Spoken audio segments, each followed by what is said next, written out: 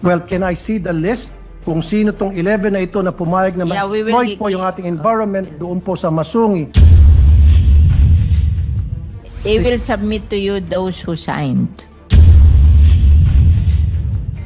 What? But right now, Alam nyo, miski eyepiece, ano din yan eh. Nai-influence din yan eh. ay dapat hindi. Eh nako, tell it to the Marines. Sorry. Protection po ito ng mga IPs kasi kayo na po mismo Mr. Madam President and your good sponsor, kayo po mismo nagsabi kanina, alam niyo naman yung IPs madaling ma-influence yan eh. Kaya nga po we have this, kaya Madam President, Power dyan, Madam President, DNR. Mr. Pambi, Kaya nga po we have this. Can we allow her please to continue? And you will give you all the time to ask a No, question. Madam President, Yes. ako munang magsalita kasi I'm explaining eh. Inagaw niyo po yung time ko eh. I was the one explaining and my witness is the We minority leader. suspend session for a minute. Now, last but not the least, ito na po yung sinasabi niyo kanina. Masungi Conservation Area, Ancestral Domain. Sabi sa'yo, last but not the least, the Masungi. Ito. Okay.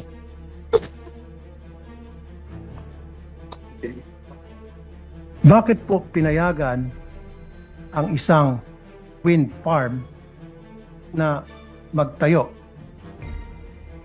doon po sa Masungi Conservation Area na meron pong ancestral domain issue? Talaga pong there's something wrong with the contract with Masungi. Kasi hindi ho pwede yung perpetual. No, I'm not sorry. Let me interrupt. Para hindi na masayang oras natin. I'm not talking about Masungi Foundation. I'm not talking. Mamaya na po natin pag-usapan yon later. What I'm talking is just the Masungi Conservation Area. Not the foundation. So, despite the fact na ito po ay declared as ancestral domain at meron pong nagkiklaim ng mga IPs at under proclamation number 1636, it was declared as a sanctuary, wildlife sanctuary and game preserve at hindi po dapat pwedeng panghimasukan ng anumang commercial activities, explorations, exploitations, etc. Dahil marami po mga ibon dyan at mga halaman na endemic po sa Pilipinas. In 2020, a proposal to measure the potential of wind energy was given to us by the family as a CPS. Yes, to measure them.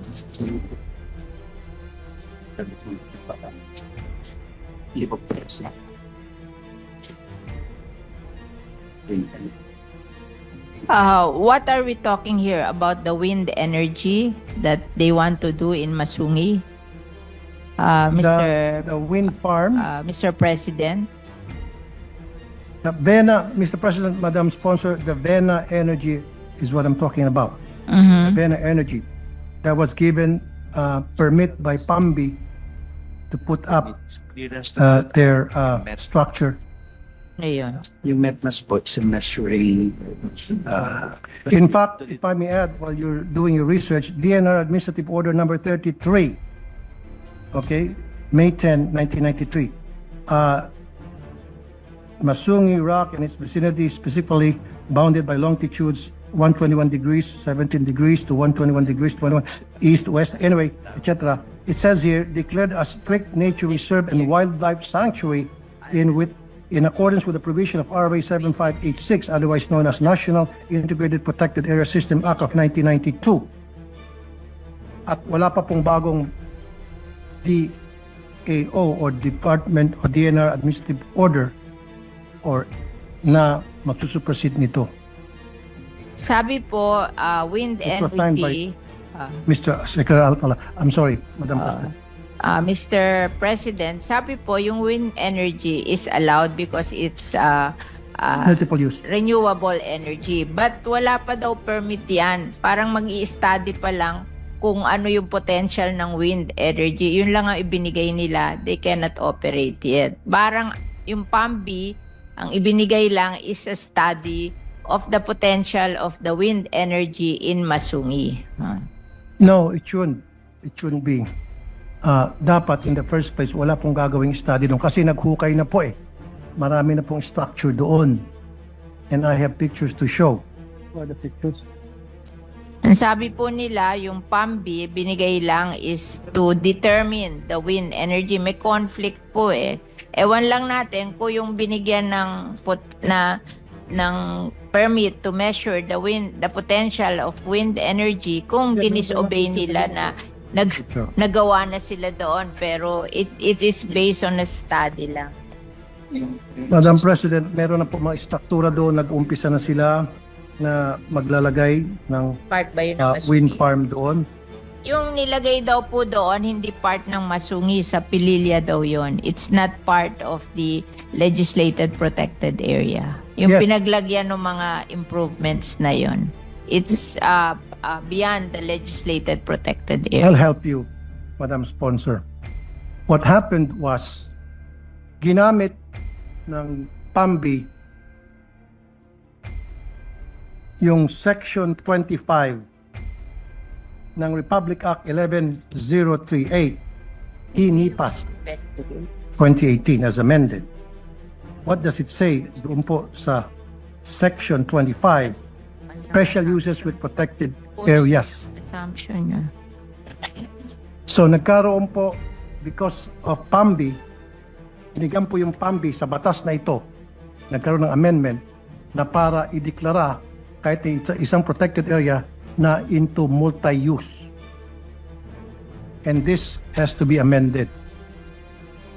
Kasi it runs contrary to the spirit of the law protecting They want Our to environment. study and investigate what happened because of your contention.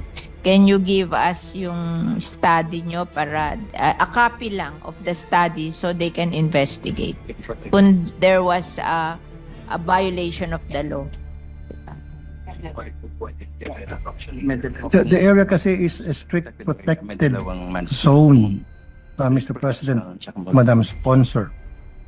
And having said that, DNR should know better na if it's a strictly protected zone, hindi dapat nila panghimasukan yan. Nagagalit siya kasi Hindi dapat nila inisip kahit na renewable energy na manghimasok yan.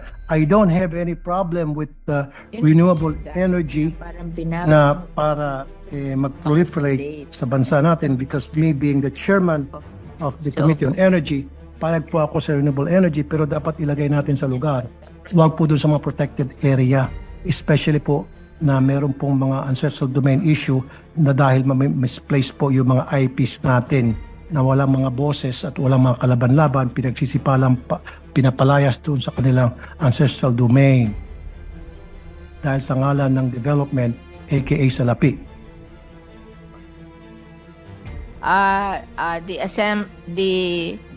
The point of view of the DNR is in every protected area there is a place for strict implementation of the law. They call it the strict protection zone. Tapos there are also areas in the protected area, yung tawag nila multi-purpose, multi-use zone. Yes. So hindi naman nila pinayagan do sa strict protection zone. Doon lang sa multi-use zone. Exactly.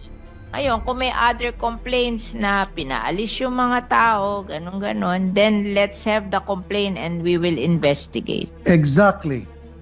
Exactly. Thank you very much for that answer, Madam Sponsor. That's exactly what I want you to say. Now, ang nangyari kasi, nagkaroon po ng multi-use zone, classify po ng DNR using Section 25 of the e-NIPAS law as amended 2018 from Republic Act 7586 of the NIPAS Act of 1992. Now, yan po, hindi ko na pwedeng contest yan dahil batas po yan. Okay? I will not contest.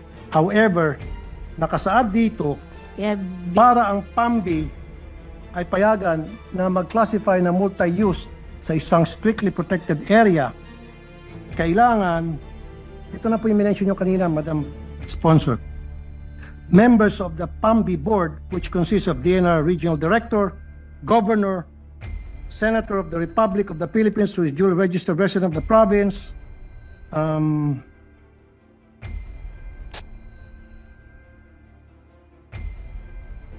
district representative of the congressional district, mayors, chairperson of barangay, regional directors, DA, NEDA, DOST, DND, 3 representative from NGO or PO, 1 but not more than 3 representative from IPs, ICCs, and then 1 representative from the academic institution, and finally, 1 representative from the private sector. Now, gusto ko pa malaman kung nasunod po ba ito na itong lahat ng nakasulat dito sa Section 11 ng Republic Act 11038 2018 as amended ng INIPAS, kung nasunod po ito ng pagbigay po ng multi-use ng DNR sa wind farm na Bernas Energy.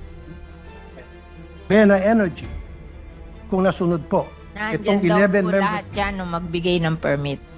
Well, can I see the list kung sino tong 11 na ito na pumayag na ma-exploit po yung ating environment doon po sa Masungi? Sa amin, yun yung mga local mahilig. I need the list of those people na pumayag na i-exploit natin itong tinatawag nating Masungi Conservation Area na which is declared as a strictly protected area. So itong 11 members na nag-sign, members of the board sa PAMBI allowing the exploitation of Masungi, I need a list of those people and their signatures. And very important to me is yung pong IPs. Meron po bang pumirma na IPs? Meron ba? Meron. I need a list and I need the They will submit to you those who signed. What? But right now, Kasi pero yan, I'm warning you that yan, majority wins. Diba? Kahit na hindi pumirman lahat, kung majority pumirma, panalo yun. Oh. I know. Pero ang selection process niyo kailangan meron pong IPs. Ayun, on. pina-follow. Kaya nga, paano po sinelect yung IPs? May I know? Oh. From the experts? Baka hindi naman pumirma yung eyepiece. Alam nyo, miski eyepiece, naaano din yan eh. Nai-influence din yan eh. Ay, dapat hindi. Ay nako, tell it to the Marines. Sorry. Tell it to the Marines. Dapat hindi po.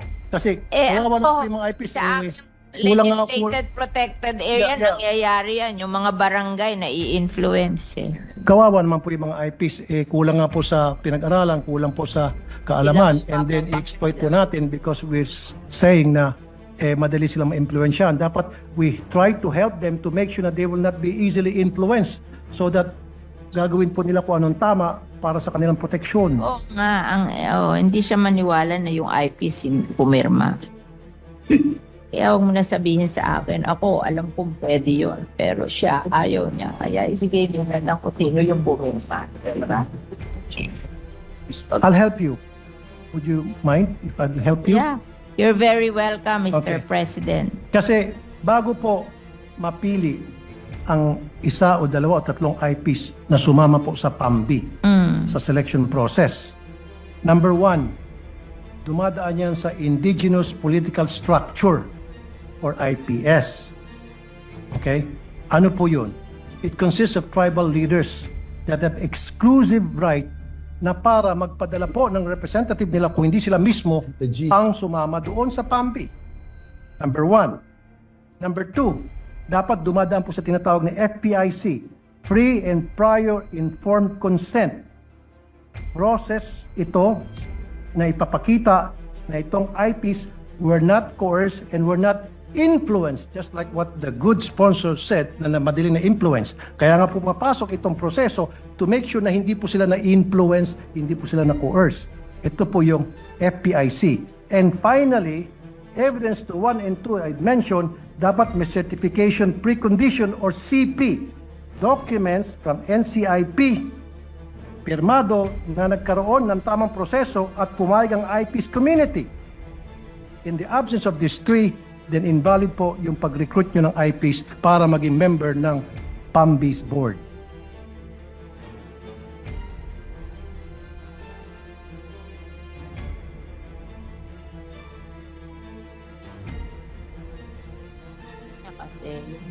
influence.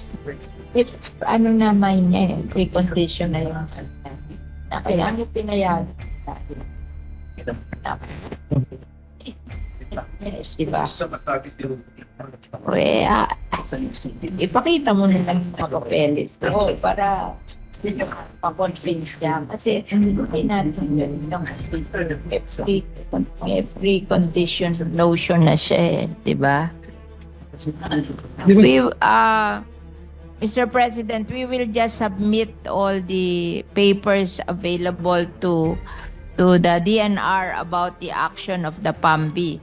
We just want to reassure you that it is not yet a permit to operate the windmill. It's just a study to find out the potential of the wind farm here in the legislated. Thank you, Madam President. Thank you, good sponsor. Yes, I definitely agree with you. So, I need to see the CP, Yes. Certification of Precondition signed by the NCIP. Kahit na testing pa yan, kasi ang nakalagay sa batas, kahit na testing, dapat hindi. Doon sa mga lugar na merong issue sa ancestral domain. Kaya nga po dumadaan doon sa tatlong sinasabi kong steps. Without those, then invalid po yung mga nakapirmang IPs doon. So I need a copy of the CP na pirmado po ng NCIP because kanina lang po tumawag ako sa NCIP, wala po silang pinipirmahan na CP allowing the exploration, the testing of anything whatsoever commercial doon po sa Masungi Conservation Area. Now, if you cannot show me CP, again, I will defer the budget of the DNR in favor of the IPs. Can we defer? Do we have time to i-defer? Ano?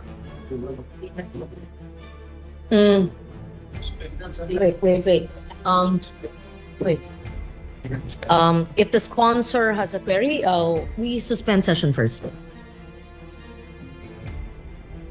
However, for now, yeah, if the DNR wish to, they can submit to us, to me, copies of those documents that they said they're trying to research now, and they are going to show me, especially those last documents that I requested, the certification of precondition signed by the NCIP.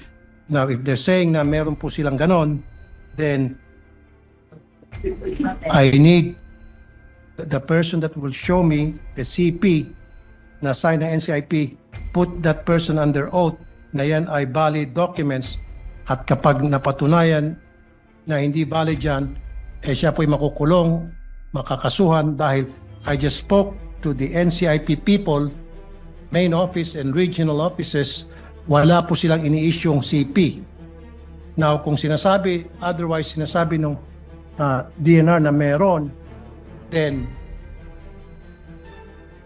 let's see. Yes, we recognize Senator Villar. Yes. They were the DNR was saying that what the IP signed is to make the study. There is no permit yet to implement the project. So when you cannot ask for the NCIP commitment because that is given when there is a project. But ito parang permit lang to study the project. So, ang pumirma lang yung IPs, yung IP representative. Kaya nga po, para makapagpirma ang isang IP representative, dumaan po dapat doon sa tatlong process na minention ko po. Number one, dapat may tinatawag na indigenous political structure. Tribal leaders po ang mag-assign, mag-designate kung sino ang allowed na mag-represent doon sa tribal group nila. Number two, meron po yung tinatawag na free and prior informed consent to make sure po na ito po yung process ng NCIP to make sure na itong IPs were not influenced and were not coerced. And then finally, dapat po meron pong evidence of 1 and 2 that really happened. Certification of precondition, ito po isang documentation from NCIP to make sure, to ensure na nagkaroon po ng tamang proseso, and this should be signed na pumayag po yung IPs, and this document should be signed by the NCIP committee. Now, sabi niyo po, ang ginagawa ay testing pa lamang. Even though testing pa lamang, dapat po merong paalam sa mga IPs kahit testing pa lamang po yan. Mr. President, it is not the power of the DNR to appoint the IPs or to see to it that the right IPs are represented in the PAMBI. It's the PAMBI who will decide if they will accept the representation of the IPs. So, hindi po natin marirequire ang DNR doon kasi may right ang PAMBI to choose kung sino ang magiging member ng PAMBIs. It's according to the law. Madam President and the good sponsor, yes, kasi once na ginamit niyo po yung IPs, meron pong batas ang IPs sa pamagitan ng tribal group nila. You cannot just go to the IPs and approach them and say, hey, you, I want you to be... No. Kailangan po may proseso So, talaga. ang sinasabi ng this is the law. DNR, hindi sila magpo-provide ng information na yon, kundi yung PAMBI. Kasi sila yung nag-approve na Kaya yun nga ang po, member ng PAMBI. Exactly. So, the DNR cannot produce that document. It's the PAMBI. Yes, Of Madam President. the The PAMBI, Masungi. yes, the PAMBI are the ones, base po dun sa batas na binanggit ko kanina, Kaso ang member ng PAMBI, hindi naman lang DNR. Marami. Oo, may local but since government. there's an may issue, NGO. Madam President, good sponsor, since meron pong issue ng ancestral domain at ang IPs po dapat dito ay ginagalang, nirespeto, nirecognize. So kailangan po talaga kasama sila doon po sa pagbuo nitong PAMBI Board of Directors para doon sa isang project. Opo. Okay. Now, sabi ko rito, sabi sa batas ng IPs, dapat meron pong tinatawag na selection process at dumadaan po yan sa IPS.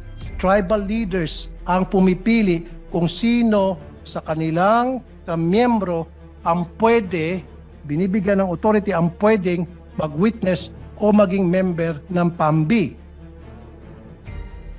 Hindi po PAMBI, pwedeng basta-basta na lang po natin hindi. ituturo kung sino dyan sa protection po ito ng mga IPs kasi kayo na po mismo Madam President and your good sponsor, kayo po mismo nagsabi kanina, alam niyo naman yung IPs madaling ma-influence yan Kaya nga po we have this, kaya PAMBI, Madam President, power dyan, Madam President, DNR. Mr. PAMBI. Kaya nga po we have this. Standard, maybe just request, well, of course, Your Honor, the sponsor, can we allow her please to continue? And you will give you all the time to ask a No, question. Madam President, Yes. ako munang magsalita kasi I'm explaining Inagaw niya po yung time ko I was the one explaining and my witness is the minority We leader. suspend session for a